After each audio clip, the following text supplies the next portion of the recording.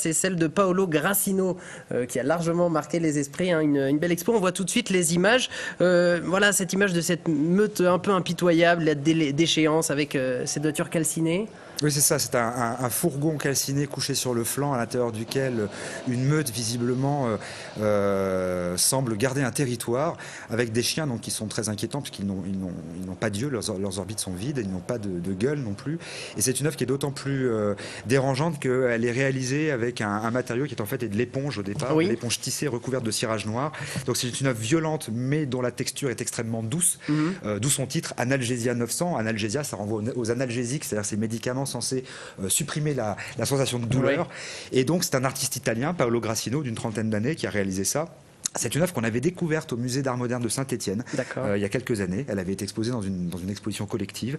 Et lorsqu'on avait vu cette œuvre, on s'était empressé de l'acquérir pour la collection. Effectivement, c'est une œuvre qui fait partie des œuvres un peu spectaculaires de la collection, qui s'intègre dans un axe qu'on a développé depuis quelques années, un axe qui concerne les artistes qui manifestent une certaine forme, alors le mot est peut-être un peu gros, mais une certaine forme d'engagement. D'accord, c'est ça, c'est très politique comme propos. Hein. Oui, c'est assez politique. Certaines dénonciations d'un état de fait, de sécurité, tout ça, c'est des thèmes qui rentrent dans cette... C'est ça. D'ailleurs, la première fois qu'on a montré l'œuvre à Clermont-Ferrand, c'était au moment, c'était quelques mois après les émeutes dans les périphéries urbaines de Paris, et au moment même des événements du CPE. Et c'était une coïncidence absolue, c'était une exposition qui s'appelait Antisocial.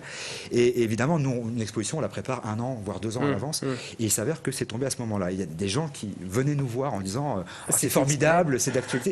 Et on disait bah oui, mais c'est absolument pas volontaire. Mais en tout cas, à ce moment-là, ça résonnait très fort par rapport à une actualité.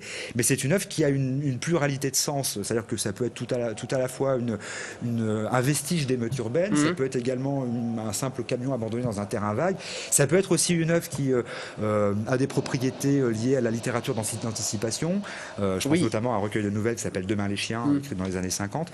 Voilà, donc c'est une œuvre qui est assez polysémique comme ça, et puis qui a cette propriété visuelle très très forte.